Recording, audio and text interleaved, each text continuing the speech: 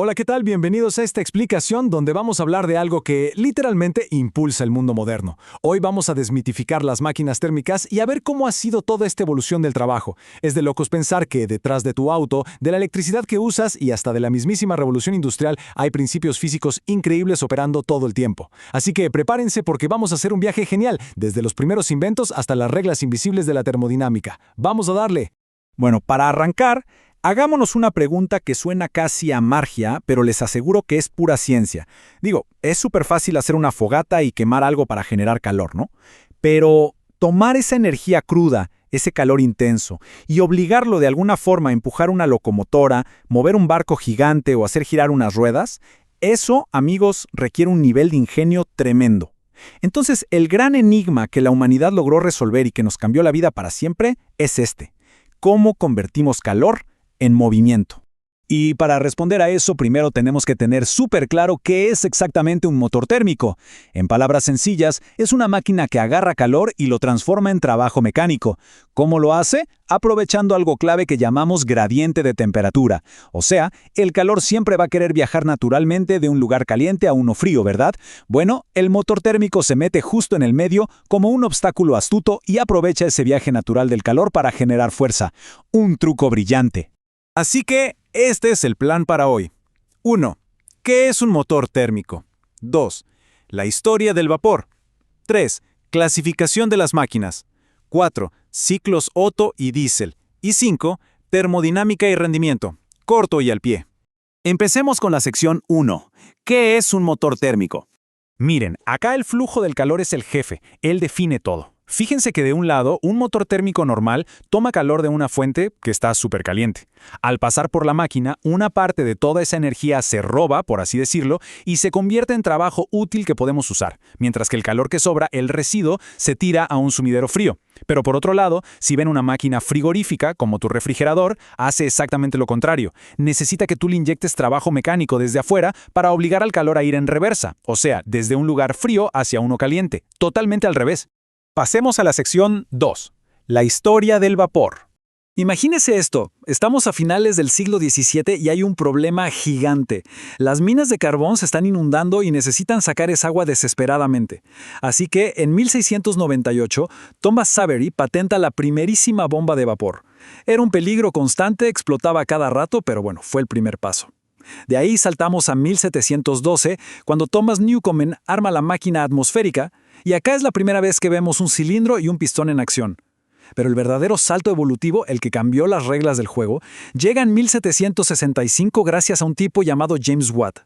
Y acá está la genialidad absoluta de Watt, el detalle que lo cambió todo. Verán, la máquina vieja de Newcomen enfriaba y calentaba el mismo cilindro en cada ciclo. Una locura porque desperdiciaba muchísima energía. Lo que hizo Watt fue decir, pongamos un condensador separado. Al mantener el cilindro principal siempre caliente, hirviendo, y mandar el vapor a condensarse a un tanque aparte, la eficiencia de la máquina se fue a las nubes. Así de simple. Este pequeño, gran rediseño fue literalmente la chispa que encendió la revolución industrial. Una genialidad. Seguimos con la sección 3. Clasificación de las máquinas.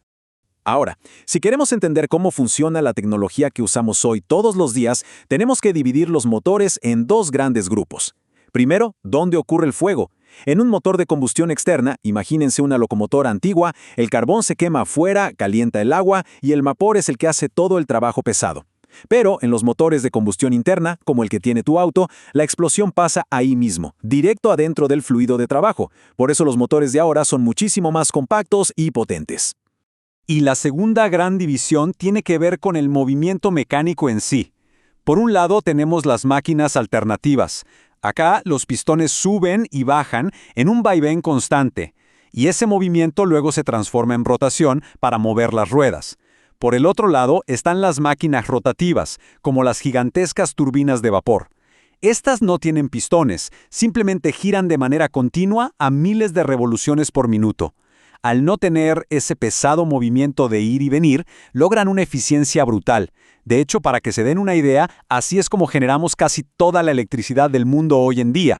Sección 4. Ciclos Otto y diésel. Vamos a meternos de lleno en los motores de los vehículos. Metámonos un momento adentro del cilindro. Acá todo pasa rapidísimo, en fracciones de segundo y en 4 tiempos supermarcados. 1. Admisión, se abre la válvula y entra la mezcla fresca. 2. Compresión, el pistón sube y aplasta todo eso con una fuerza tremenda. 3. Explosión, ocurre la combustión y la altísima presión empuja el pistón hacia abajo con muchísima violencia. Ojo que esta es la única fase que realmente nos da trabajo útil, la que mueve el auto.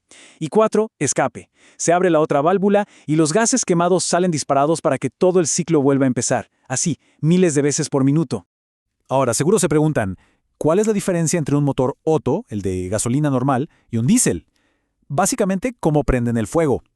El ciclo Otto comprime una mezcla de aire y combustible junta, y necesita sí o sí de una bujía que suelte una chispita eléctrica para que eso detone. Pero el ciclo diésel es otro monstruo, es mucho más extremo. Este solo comprime aire puro, pero lo aplasta tantísimo, que el aire se pone al rojo vivo. Entonces, justo en ese momento le inyectan el combustible, y por el puro calor brutal del aire, se autoinflama al instante. Cero chispas, pura presión. Para poder ver un poco todo este proceso invisible que pasa ahí adentro, los ingenieros usan esto que vemos acá, el diagrama de presión-volumen o PV.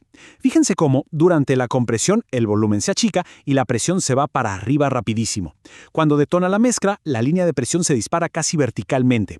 Después viene la expansión, que es cuando esa enorme presión empuja el volumen para hacer el trabajo útil, y por último, la presión cae de golpe al abrirse la válvula de escape.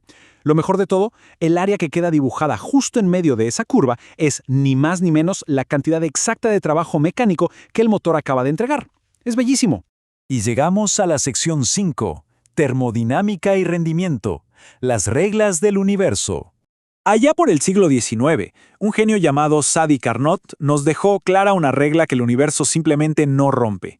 Él descubrió que para sacar la mayor eficiencia posible de un motor, necesitas que haya una diferencia de temperatura enorme, un gradiente gigante. En resumen, cuanto más ardiente sea la explosión adentro de tu motor y más helado esté el ambiente afuera al que tiras el gas de escape, mejor va a funcionar la máquina. Es una ley invisible, pero absolutamente todo ingeniero tiene que respetarla al diseñar un motor. No hay de otra. Y a ver, no se me asusten con la fórmula, porque el concepto de rendimiento térmico es pura lógica, es nada más que una división. Agarras todo el trabajo mecánico útil que lograste sacarle a la máquina y lo divides por todo el calor total que le metiste al principio con tu combustible. Ya está. Si quemas un montón de gasolina pero tu auto apenas se mueve, pues tu rendimiento es bajísimo. Esta ecuación sencilla es la que siempre nos va a decir qué tan eficientemente estamos aprovechando la energía. Pero acá viene el balde de agua fría, la dura realidad de la segunda ley de la termodinámica. La energía que sacas como trabajo útil jamás, pero jamás, va a ser igual a la energía que le metiste al principio. El universo nos cobra un impuesto. Siempre tienes que tirar una parte del calor afuera para poder cerrar el ciclo. Si no lo haces, tu máquina simplemente se traba y deja de funcionar. Y si a eso le sumas que las piezas rozan entre sí creando fricción y que el motor mismo se calienta perdiendo energía por las paredes, bueno, ahí entiendes perfectamente por qué un motor 100% eficiente es físicamente imposible de construir. Dicho todo esto, sabemos que la innovación técnica nunca se frena. Pasamos de aquellas bombas peligrosas que inundaban las minas a las maravillas de ingeniería que hoy tenemos en nuestros autos y plantas eléctricas. Pero nos queda flotando una pregunta enorme. Si las leyes inflexibles de la termodinámica nos dicen que la perfección no existe y que siempre vamos a desperdiciar algo de energía, ¿cuál va a ser el próximo gran salto en cómo generamos trabajo? ¿Qué nos depara el futuro de la energía? Es un desafío increíble y sinceramente no puedo esperar a ver cómo la ingeniería del mañana logra resolverlo. Muchísimas gracias por acompañarnos en esta explicación y nos vemos a la próxima.